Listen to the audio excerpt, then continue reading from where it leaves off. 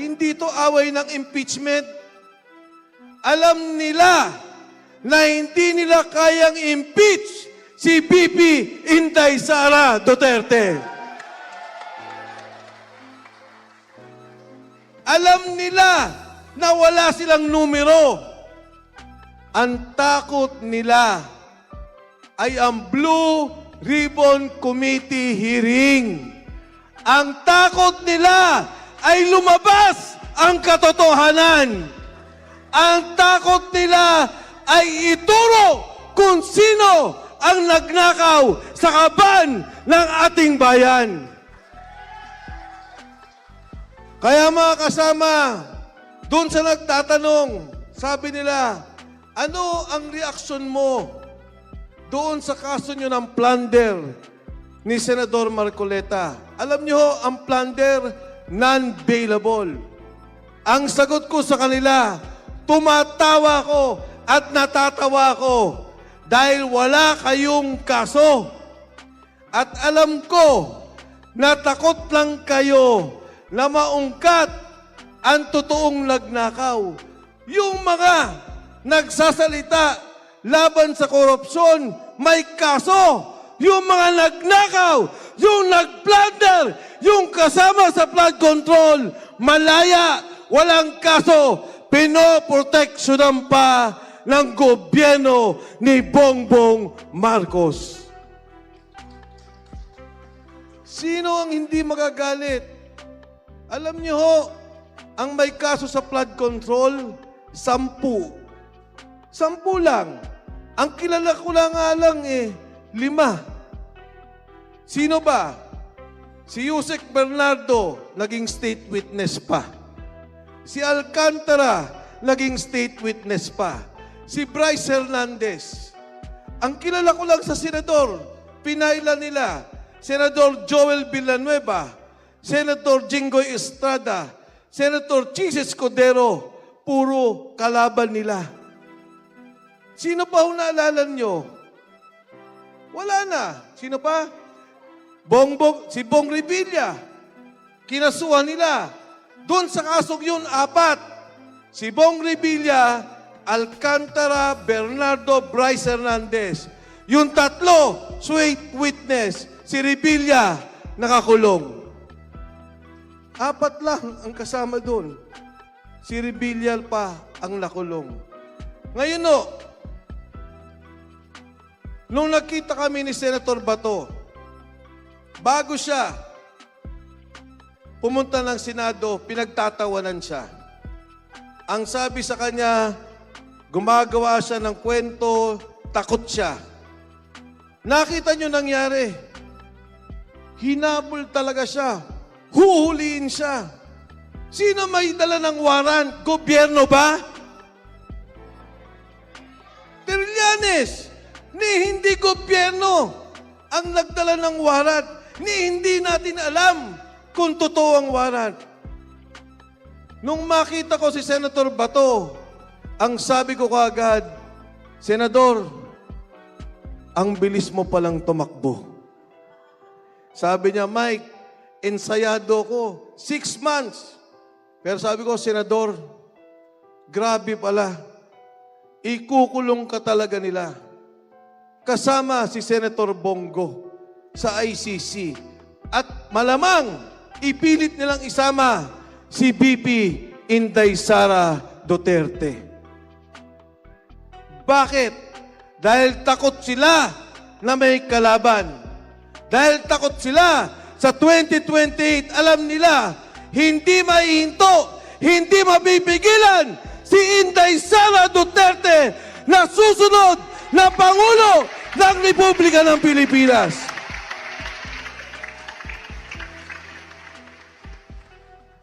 Balik tayo mga kasama sa ating sitwasyon sa ngayon. Bakit ngayon kinakasuhan lahat? Dahil ayaw nila na may magsalita. Ayaw nila na may mag-question. Ayaw nila na may magalit. Noong panahon ni Marcos Sr., kailangan isara ang Kongreso at Senado. Ngayon, Nabili na nila ang Kongreso. Nabili na nila ang Senado. Pilit binibili ang Korte Suprema. Kaya kailangan nilang ipahuli tayo na nandito. Papayag ba tayo? Lalaban ba tayo? Mga kasama, lahat tayo dito sigurado ko magkakaroon ng kaso. Iisa-isahin nila tayo. Sabi ko sa mga kasamaan sa Lanao, pagka nagkaroon na ako ng unbailable at kinasuan na ako, nagkawaran, doon ako magtatago sa inyo.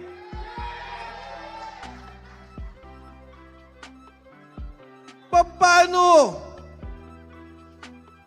At bakit tayo pinapatigil? Dahil sa trilyon na ninakaw nila. Trilyong piso ang ninakaw na pondo. Sa Kongreso, bawat proyekto bibilin mo. At si Saldico mismo nagsabi, 30% bawat proyekto. Pag kumuha ka ng 1 bilyon, ibibigay mo agad kay Saldico ang 300 million. Kaya po ang nangyari, ang sabi ni Saldico, yung 100 billion ni BBM, hindi lamang 2025, 2022, 2023, 2024, 100 billion. Bukod pa sa delivery ng pera. Anong sabi ng mga marino? Sir, tinanong ko, magkano ba ang delivery? Sir, minimum 500 million pesos. Minimum. Gano ang pinakamalaki? 4 billion pesos. Kailan ang delivery ninyo? 3 times a week. 3 beses, 1 linggo ang delivery nila. Nung lumabas ang 18 Marines, ang sabi nila, sinungaling, hindi totoo. Eh sabi nyo, si Saldico magnanakaw. Di ba? Sabi nila, si Saldico ang mastermind. Eh bakit nagsalita yung mga bata ni Saldico? Etong delivery namin, sabi nila, hindi totoo.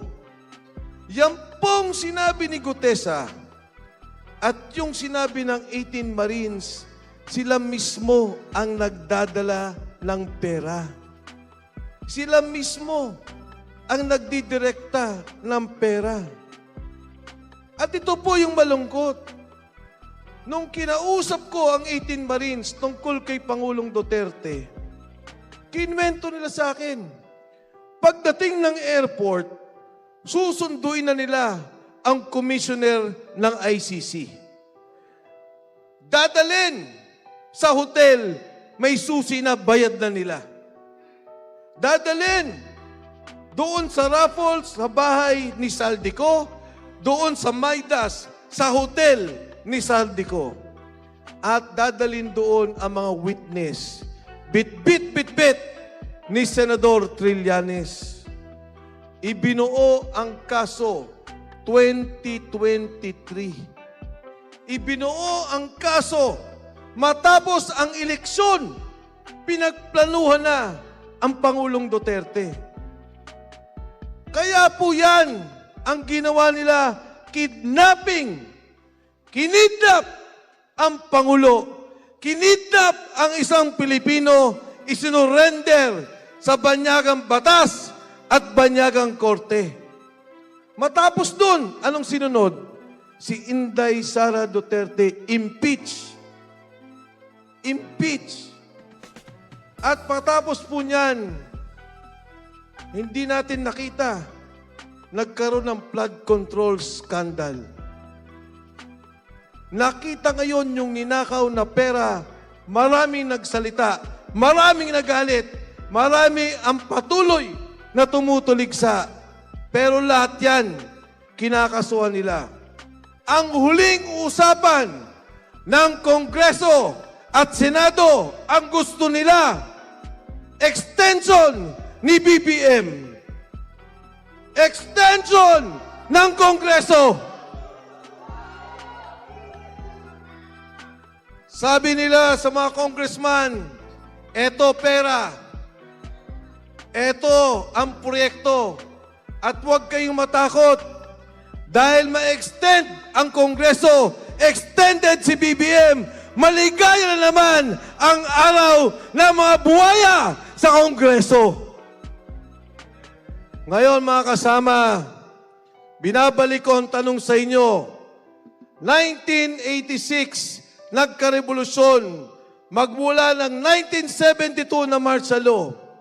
Ngayon po, nakikita natin, muling ibinabalik ang martial law sa ating bansa. Kaliwat kanan ang nakawan ng pondo. Lalaban ba tayo? Lalaban ba tayo? Kayo ba ay natatakot? Kayo ba ay mapapatahimik? Kung ganoon mga kasama, patuloy po natin palakasin ang ating grupo. Patuloy pa natin palakasin ang ating samahan. May pera sila, may baril sila, pero tayo, mas malakas ang laban natin sa kanila.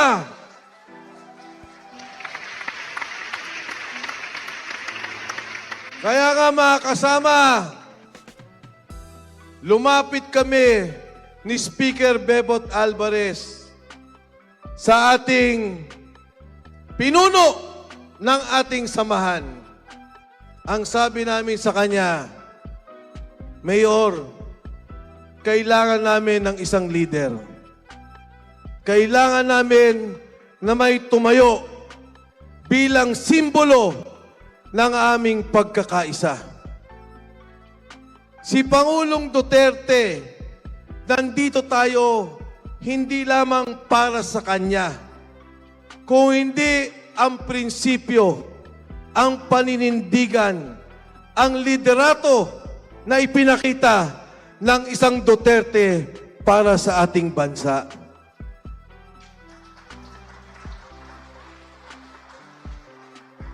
At kailangan natin ang taong to. Ang totoo, sa daan-daang pagkakilala ko sa kanya, ni walang interes to sa politika. Walang interes sa pera. Walang interes sa puder. Ang interes nito, protektahan ang iniwang legasiya ng kanyang ama at proteksyonan ang sambayanang Pilipino. Matatawa ka talaga. Yung mga Marcos, grabe katalamak sa poder. Ayaw bumitaw. Ayaw mawala. Ang mga Duterte, ayaw maging presidente. Umaayaw, umiiwas. Dahil alam nila, sakripisyo at trabaho para sa sambayanang Pilipino. Yan ang tatak Duterte.